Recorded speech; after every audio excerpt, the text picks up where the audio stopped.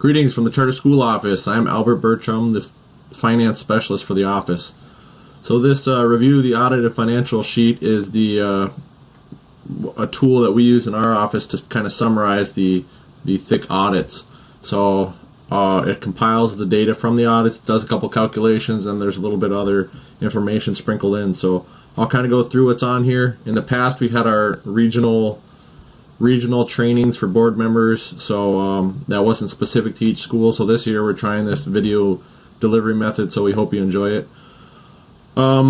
This review sheet is also easier to compare from year to year, so it's much easier to look at this and compare from year to year than it is to compare the large audits. So with that, we'll get into the sheet. So the statement of net position is this information is directly from the audit, so I'll show you where that's from. So we'll use total assets as an example. So total assets are $593,345. So I'll go to the audit. Here's our statement of net position title. There's current assets, and then down here we have total assets, which they're classified, or they're listed as $593,345. So if you wanted to come back and verify the numbers, you could do that. Here's where those numbers are derived from. So go back to the sheet for a moment. Now at the bottom here you'll see ending net position. So ending net position is the June 30th, 2014 net position.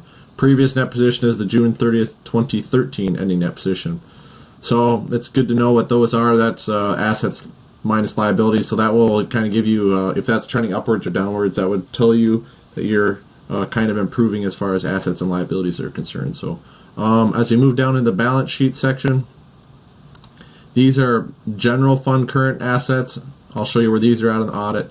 And then balance sheet general fund classification. So we'll go to the audit quick to show you where those are at. So the balance sheet is 2 pages after the statement of net position. So 1, 2, here's balance sheet. And this shows multiple funds. So you got your general fund, your school service fund, and then total. If there was a debt service fund, that would be over here too. It's important to note that this area of the review sheet is dealing with this column, so the general fund. So it is important to look at these other funds, but for this area, we're just looking at this column. So here's our assets. If we scroll down a little bit, we'll see our fund balance classifications. We have committed and unassigned, and there's our amounts. So we'll go back to the review sheet for a moment. Here's our assets. That should match up to what we just looked at. Then here's our 2 fund balance classifications. So just so everyone's on the same page, these definitions are available in the audit, so you could find them in the audit and they'll tell you exactly what they are. For this review though, I'll tell you what the 2 are. So committed funds are amounts constrained to specific purposes by the board to be be reported as committed. Amounts cannot be used for any other purpose unless the board takes action to remove or change the constraint. So that's what committed stands for. Then unassigned are amounts that are available for any purpose. These amounts are reported only in the general fund. So that's what these 2 classifications are. I won't go into the other ones because they're not utilized by the school, but again, if you want to know what they are, they're in the audit. So we'll move up here to the upper right hand corner real quick. This little box is kind of a summary of the activity during the year. So the beginning general fund balance, the total revenues, total expenditures, other financing sources, net change, which is the 906 is the area code for the UP, so just so you know. And then ending general fund balance tells, so this kind of summarizes what happened during the year pretty well. So below that we have a couple calculations. Now we know that the NHA model is a little different from a lot of the other models that we deal with financially anyway. So these may not be as important as they would be for another school, but I'll still go over with them for you just so you know. So general fund divided by revenues, it takes the ending general fund divided by total revenues. If that's trending upward, then you're going to have a larger general fund, which means you have more funds available for rainy day. General fund less restricted is essentially the same thing, just if there was a restricted amount down here, we'd subtract that out first. General fund divided by expenditures takes the ending general fund divided by total expenditures. So the state, now if you looked at the governor's budgetary proposal information, he had this as one of his indicators on his proposal. So this is an important one to look at. Now, we in our office prefer the revenue as one because if there is a large capital outlay or something, that the expenditures can be skewed. So that's why it's important to look at both of these and then kind of know what both of them are doing and trending and that kind of thing. So, and then the last one, ending general fund divided by beginning general fund, takes this, divides it by this. Now it's above, if it's above 100% as it is here, then there was a positive net change. If it's below 100%, there was a negative net change. So that should match up with the net change. So it was slightly positive, so it's slightly above 100%. So as we move down, these 4 boxes are numeric tables that summarize the notes section of the audit. So the notes are included in this sheet with page 4, which we'll get to that. But this is kind of the numeric display of that data. So notes payable would be associated with the short-term borrowing or state aid anticipation note from the state. And then long-term debt is usually associated with revenue bonds or other bond-type financing for a building. Schools usually either charter schools utilize either that type of financing or a lease financing. So Arbor Preparatory Academy utilize lease financing, which is the PrepNet model. I think I said NHA earlier, but this is a PrepNet school, so apologies for that. So that's the model that's being utilized. So this is again directly from the audit, which you'll be able to look at on page 4. Now over here you see the management fees. Normally, if there's a management fee amount that is expressly stated on the audit, that's where I put it. I put that right here. Now in the both NHA and PrepNet model, there's nothing expressly stated for a dollar amount. So that's why this says not applicable. So and then management contribution, normally if the management company was contributing some sort of money back into the school, or if they were waiving management fees, that's where this would be shown.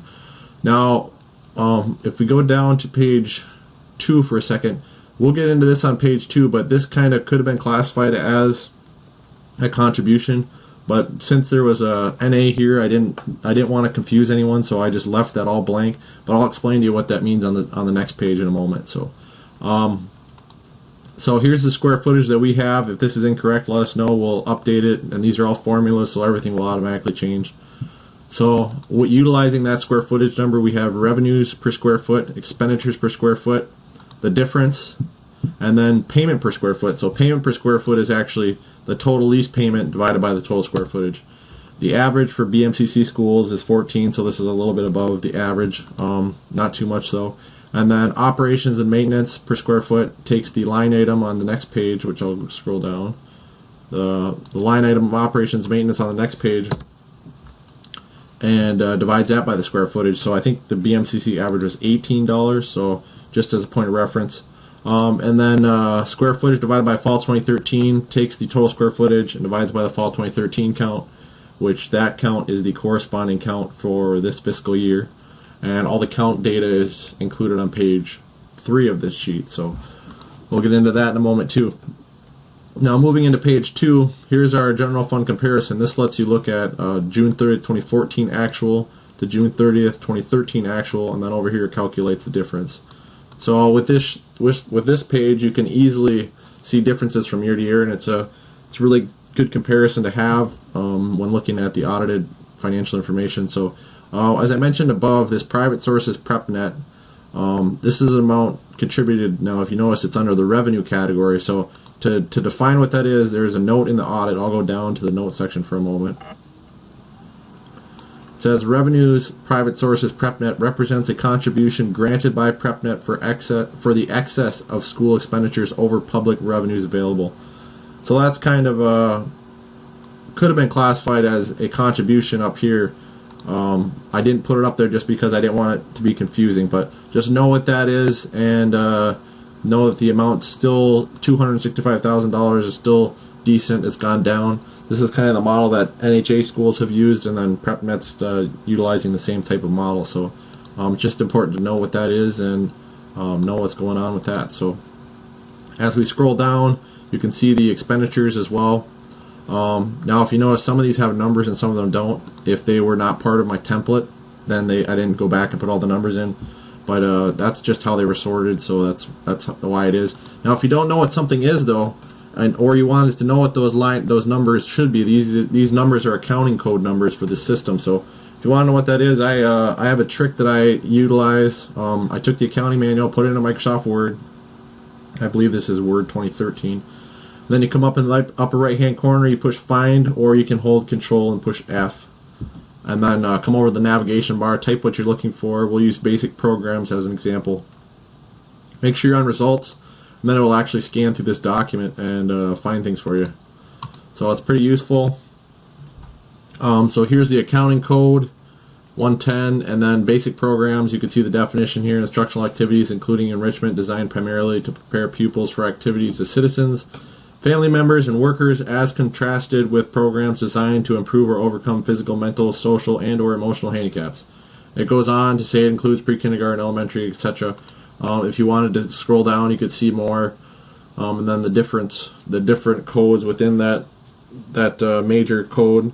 I won't get into that, but it's a good tool that you could use if you wanted to know what anything is. So going back to our sheet, it's important to know what all these line items are. So if you don't know what something is, ask and we'll figure it out. If you can't figure it out at school level, we'd be happy to answer your questions. So just know what everything is, and then this page should let you compare from year to year pretty well. So, and we'll scroll down. Again, this ending general fund balance should match up with the box in the upper right hand corner of page 1 for 2014, and then 2013 is from last year's audit. So down here is the budgetary comparison. Here's the original budget, the final budget, the actual. The budget difference takes the difference between the final budget and then the actual, and then the percent change is the percent change between the actual and the final. Now if you notice this note here, it just states that the original budget is due July 1, which is well before the count date, that the fall count for the school year, before the school year starts. So it's important to remember that, and understand that sometimes there's a large discrepancy between the original and the final budget for that reason. So usually a lot of our schools are pretty good, especially the NHA and PrepNet schools, because of their model. They're usually pretty good about their budgets, but some of the other ones, it's kind of a large discrepancy between the original and the final budget. So so this area here is the instruction percent of revenue. So that takes the total instruction expenditures and divides it by total revenue. So you'll see that it's trended up from 30 to 37 and then down to 36. So I'll show you what that means. So that takes total instruction costs and expenditures, and divides that by total revenues. So this is kind of a proportional thing. If revenues climbed at a larger rate than instruction expenditures did, that could impact it. There's also individual things that can impact it. If a teacher was resigned or retired that was getting paid $50,000, and he or she was replaced by a teacher that only was getting paid $30,000, that would actually lower the expenditures, while not necessarily providing less instruction services to students. Now, I've said this with all my videos, but I don't want to imply that the quality is equal, but as from a financial comparison, that's something that could impact these numbers. So it's important to understand that these aren't absolute, so you don't want to say, oh, it's dropped down from 37 to 36, so that's terrible. So just kind of know what that's looking at, and then you can kind of ask the questions to know what's going on with that. So over here, we have revenues divided by fall 2013. That takes total revenues, divides by that corresponding fall count to this fiscal year. And then expenditures divided by fall 2013, same thing.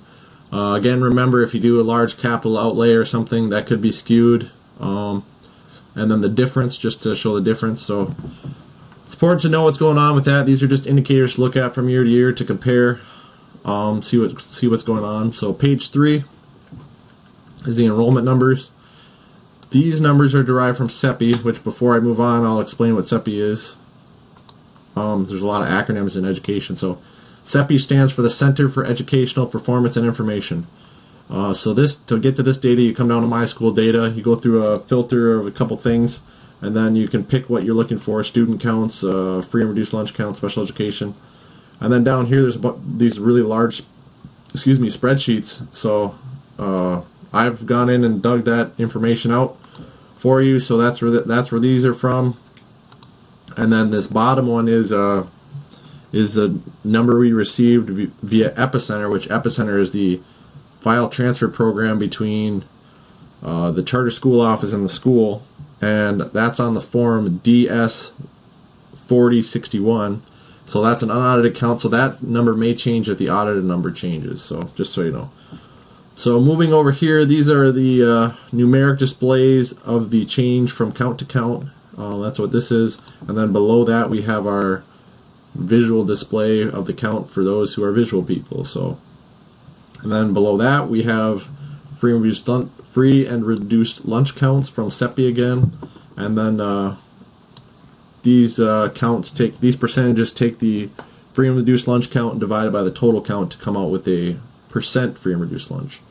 And this is an error. This is you can't divide by error, or excuse me, can't divide by zero error. So you can't divide by zero over here, and that's why that error is coming. So, so that will get corrected as you get more data. So, and then down here again we have the graphical display for the visual people.